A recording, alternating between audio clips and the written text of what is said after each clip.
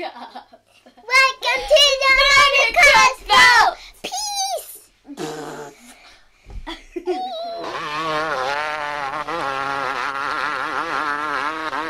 Hello, this is Tony Blazer back with another video here for the Motocross Vault on YouTube, and what this one is going to cover is the third installment of our history of Yamaha Motocross ads. This one is going to cover all their ads from the 90s. The 90s is one of my favorite years in moto. I grew up riding in the late 80s and all through the 90s, so really this is like the heyday. The late 80s, early 90s is my era. I love the ads of this time. There's a lot of great stuff. Yamaha was doing some really great stuff at the time as well. I always thought they had some of the best ads, and some of them definitely occurred in this decade. If you like this sort of thing, make sure you check out installments 1 and 2. I did the 70s and 80s as well, and look back at all the ads that Yamaha had for their motocross machines during those eras. If you can find them here on the channel. Also, subscribe and ding that little bell if you want to get notified when we do another new one. And share this out on social media if you would help grow the new channel. I'd really appreciate it. So here we go. Here's the 90s and motocross ads from Yamaha. If you've watched some of my other videos or have read my work online at PulpMX, you're probably aware that 1990 is one of my favorite years for motocross. I think all the bikes that year were pretty much awesome looking. The Suzuki, Yamaha, Kawasaki, even the KTM were great looking motorcycles. Of all the 5 of them, this is probably the one that impressed me the least in 90. The Yamaha was really just kind of a retreaded 89 in terms of looks. Now that's not necessarily a bad thing, because the 89 was a great looking motorcycle. They made a few little subtle changes here. The shroud design is symmetrical this year. The 88 and 89 had a small shroud on one side and a big shroud on the other. So I do think this 90 does look a little better in terms of that. What I didn't care for was they added a funky little stripe to the seat for some reason. I guess the whole strobe theme. And they anodized the forks red. I did not like that. I wasn't a big fan of it in 1990. I mean, it looks kind of okay now. Somehow the blue on the Kawasaki's in this early 90s era work a little better than this red does. But in general, it's kind of a 89 looking YZ with some stuff that I think actually detracted from the appearance. As far as this ad goes, it's okay. I did like these ones where they kind of, separate the parts of the bike and highlight stuff. But in general, I think it's kind of boring. It doesn't really stand out and pop, and certainly not as interesting as some of the other ones later in the decade, which were far, far more creative. This is kind of a generic thing, very similar to what you saw in like '86 with the YZ125 and some others. Nothing particularly inspiring, but an okay start to the decade here for Yamaha. Now, one thing I will say that is interesting about the 1990 ad was the fact that it did not feature any of Yamaha's factory riders in it. Damon Bradshaw, even though in '89 he was in the 125 class, was still already one of the probably highest profile and most popular riders in the sport. He missed out on the 125 outdoor title that year and ended up taking the 125 Supercross title. For 1990, he moved up to the 250 class and really took the series by storm. He was one of the fastest guys in the class, won the first few rounds before crashing out, I believe, at San Diego, and taking him out of championship contention. Still, he won, if I remember right, 5 or 6 races that year. He was really fast in 1990. And for 91, you can see here they decided they would feature Bradshaw more prominently in the ad. Page 1 here features a very young Bradshaw with some spiky hair and a proto-mustache.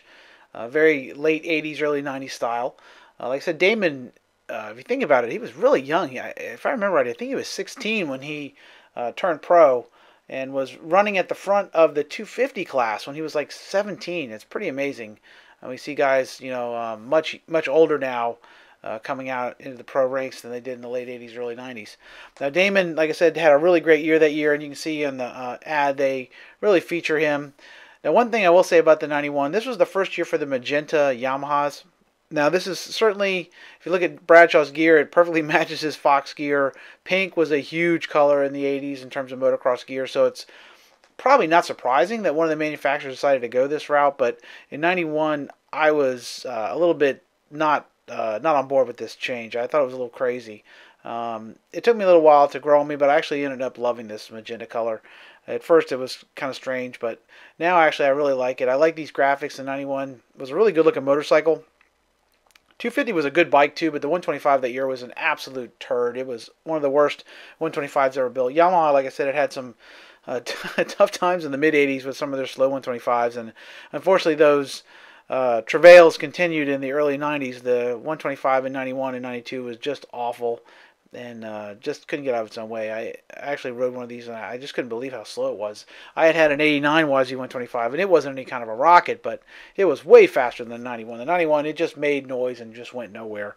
But anyway, guys like Jeff Emig made the bike look way faster than the bike really was. His bike had a lot of mods, and it was actually really fast, but the stocker was a turd. And like I said, I like these graphics maybe a little better than 92. I go back and forth on it because 91 and 92 are real close, but these magenta years are some of my favorites for sure. All right, for 1992, we have by far my least favorite ad of the 90s for Yamaha for the new YZs. This thing is just lame. Up here in the top right corner, you have Jeff Emig, Doug Dubach, and Damon Bradshaw, but the picture is blurry. You can't barely tell who the hell they are. You can't. If it wasn't for the motorcycles, you probably couldn't hardly see their face. It's just terrible.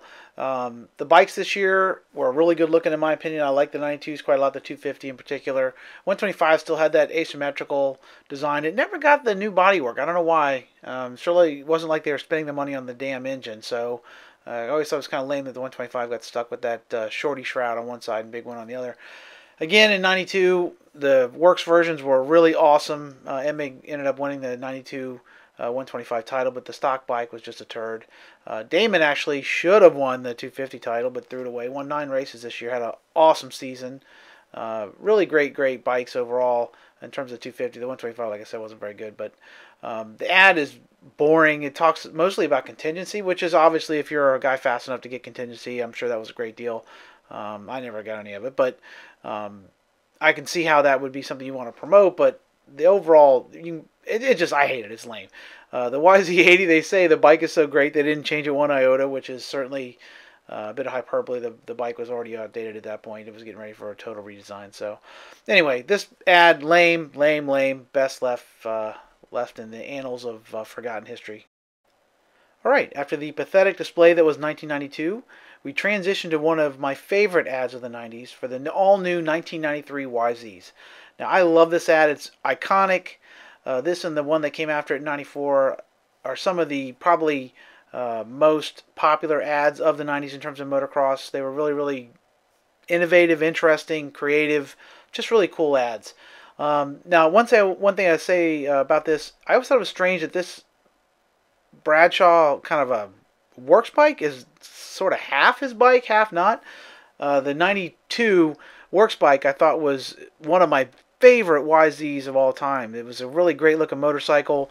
Damon's bike was cool. It had the purple seat, which it seems like would have made sense to put it in this ad, seeing how they were going with the seat that looked just like that on the stock 93s, but for some reason they stuck a stock 92 seat, and you see the shroud graphics in the front are like off Damon's bike, but the seat and the side panel graphics are not. So I don't know what the hell they were doing here. I'm sure Yamaha certainly had plenty of YZR graphics rolling around the shop, so I'm not sure what was going on with this motorcycle. It's just always struck me as kind of weird that it's half Damon's bike and half not. Kind of a strange design. Maybe they were looking to have it be more of a contrast with the new machine. I don't know. But in any case, weird look. Overall, like I said, this was a really creative ad. It's cool showing the guys that you think of as being the nerdy guys in coats there, being Damonized by Bradshaw's influence, kind of turning them all into bad boys. Really creative ad.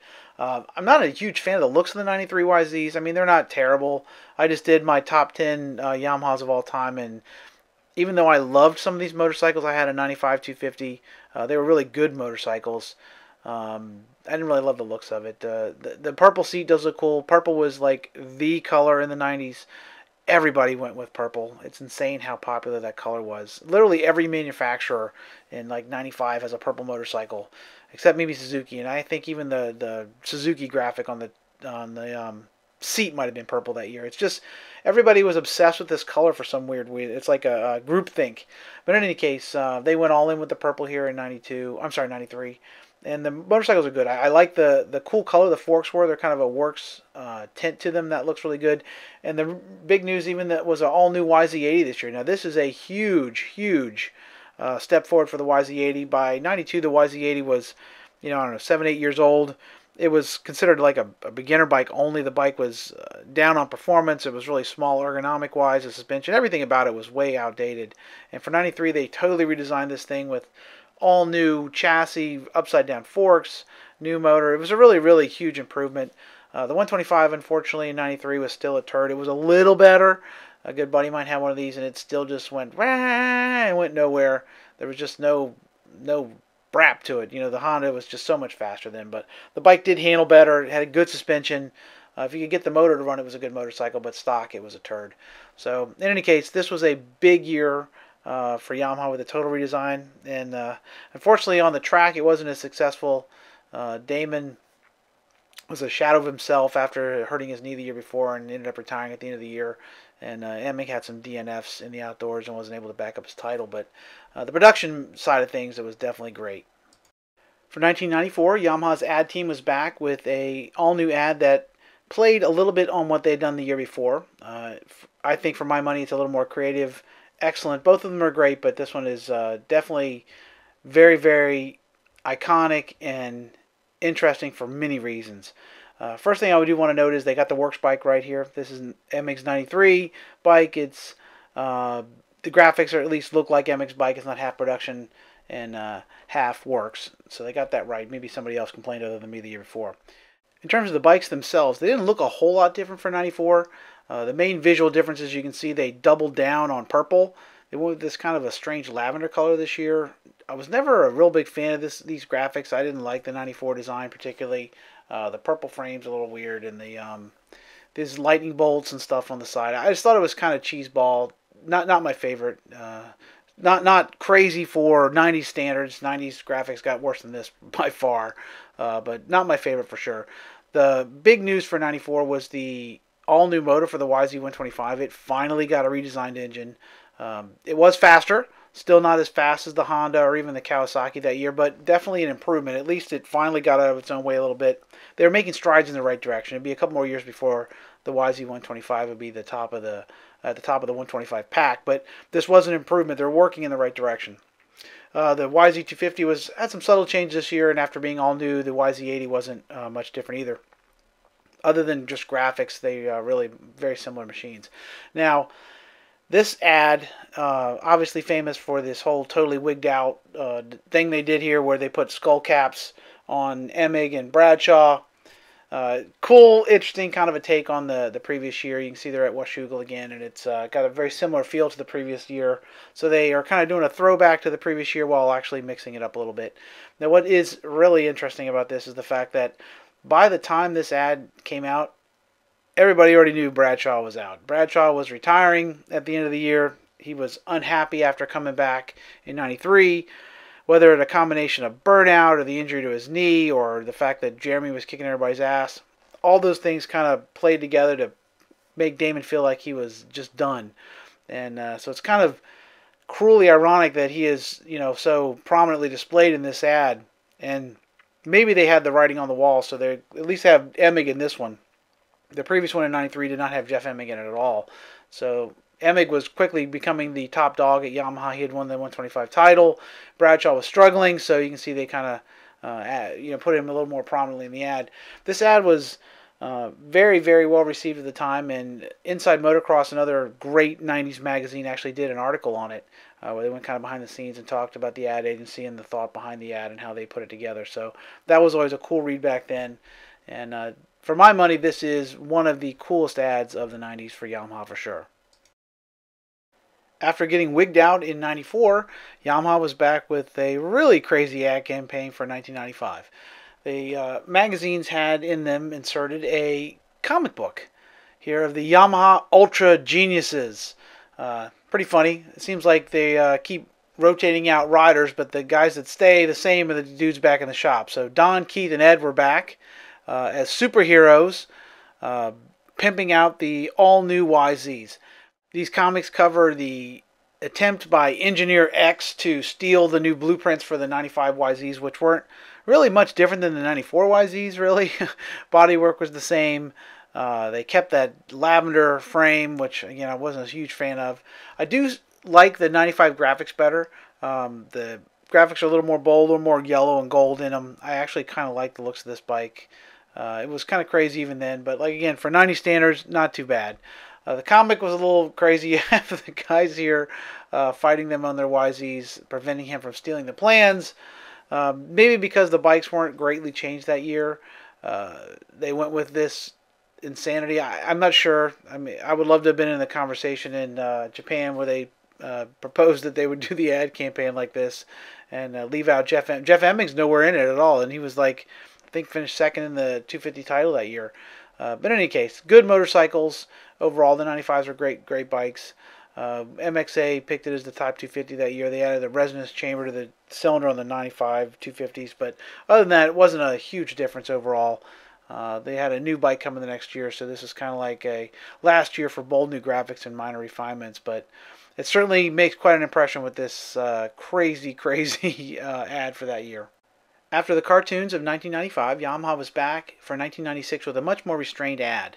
Now, 96 is a very important year for Yamaha in that it marks a total redesign of both their full-size machines. The ad here you can see talks about how they won the shootout in 1995. Ironically, this 96 YZ250 turned out to be actually a much worse motorcycle than the 95 YZ had been. The YZ in 95 was not particularly groundbreaking in terms of speed, but it did everything well. The suspension was good, the handling was good, the engine was actually fairly fast but smooth. Wasn't an arm ripper like a Honda CR, but it was very effective. For 96, they redesigned everything. The chassis was new, bodywork was new. This is the first year here for the blue. Now, this is a darker navy blue than what you would have seen on a YZ now. This first 96-97 bike actually is a very dark blue, more reminiscent of what the factory bikes had run in 95. They changed it in 98 to like the blue you know now, which is a little lighter color. Now, this bike in 96, the engine was very slow, suspension was too soft, at least on the 250 side.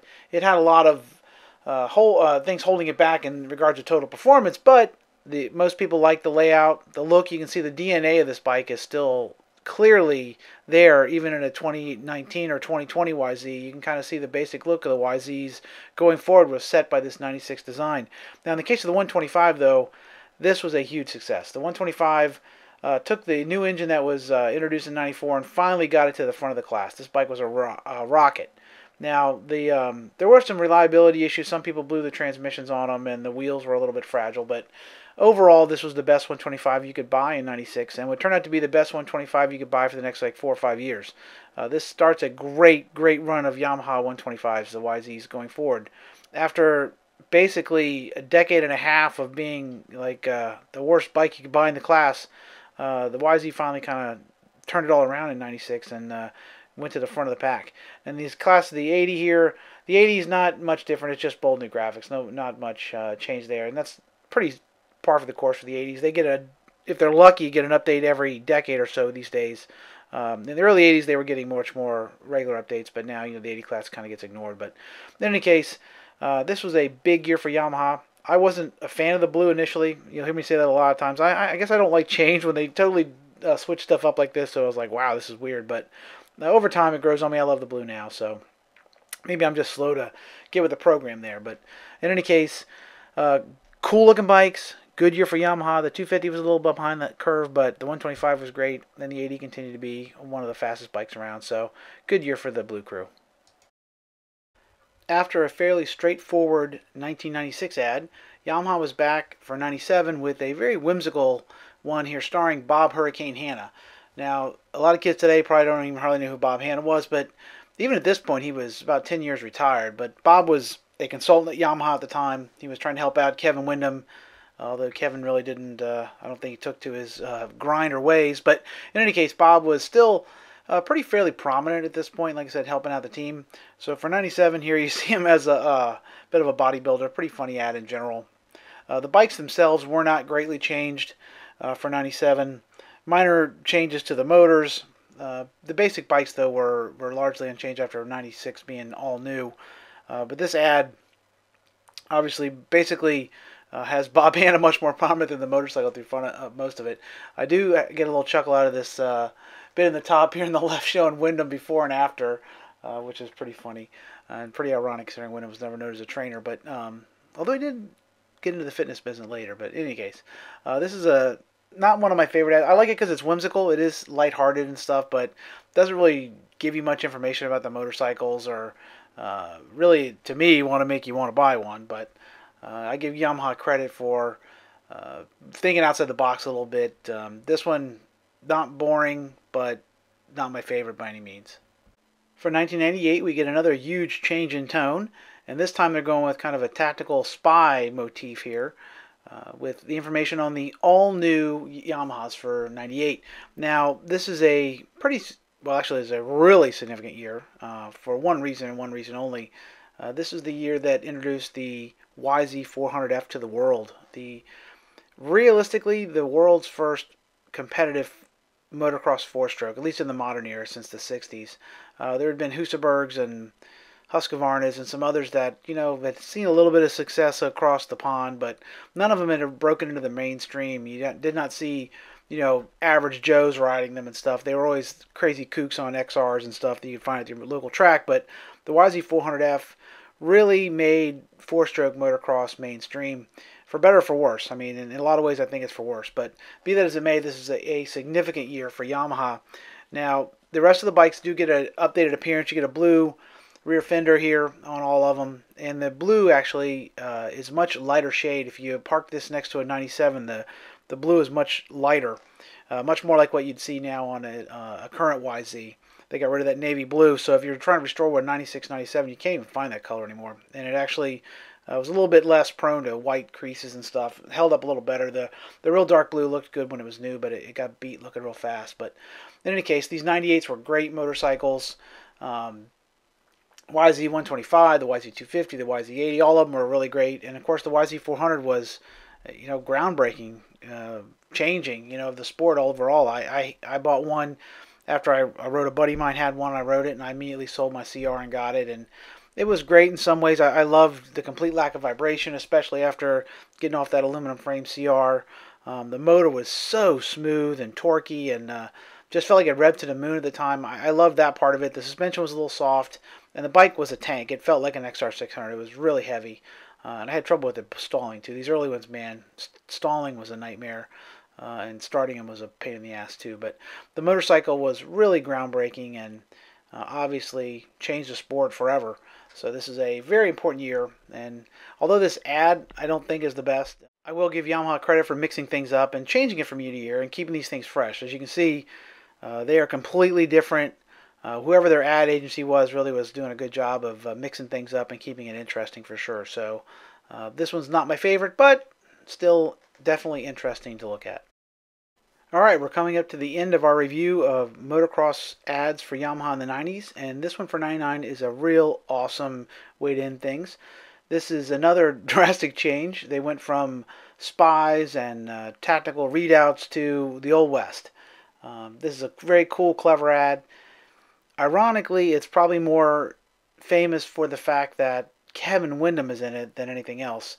In spite of the fact that these are some great machines in 99, basically the 400 got some minor refinements, 125 refinements. The 250 did get an all-new motor this year, although many of the factory guys still ran the old one for a little bit. This motor would turn out to be one of the best motors of the modern era. The YZ250 still uses a variation on this engine, so great overall power plant. In spite of the excellence of the YZs this year, or the great creativity in this ad, this thing is remembered mostly for the fact that Kevin Windham appeared in it. And the reason that is infamous is because Kevin broke his contract after this. He was under contract to ride with Yamaha. Infamously, he had some run-ins with Keith McCarty and the brass there over his girlfriend, then wife now, Dottie. Young kids, a lot of times, it's easy to get involved in this stuff, especially with young love. It's one of those tough situations. I mean, most people don't bring their girlfriend to work with them, and I guess there were some tensions in the Yamaha big rig over this whole thing, and it actually caused Kevin to break his contract. Now, this is after already he had appeared in these ads. They'd already shot these ads. Of course, they're mocking these up well in advance of the season. So Windham shows up in the ads for the 99 YZs and then ends up riding a Honda in 99. So it was really a black eye for Yamaha. Yamaha ended up suing him over this whole thing. It was a pretty ugly mess there. Bad deal there for Yamaha and Wyndham. So this ad, again, is mostly ironically remembered for very much like the 94 ad with Damon, where you got a guy in the ad talking about how great the YZs are, and neither one of them's riding with the team. So kind of a bad deal there. But in spite of that, these are really, really creative ads. I love the look of it. Kind of reminds me of one of those, those old west photographs you'd get, and you get wear some old clothes and put it on. It's a cool idea. Uh, Overall, one of the most creative ads they had. And it's kind of too bad that that whole Wyndham thing kind of is probably more infamous than the creativity. Yeah, but like I said, one of the best ones of the 90s, and a good way to end the decade. These were excellent bikes, all of them this year. The YZ250, like I said, got that new motor. 400 was continuing to kind of get traction in the marketplace and changing the sport. So Yamaha, like I said, they had a real great run here in the decade of the 90s. They started out with a few low spots there with the 125, but the 250 was pretty solid most of the way, and the 125 really came on here at the end and dominated motocross. So a great decade for the Blue Crew.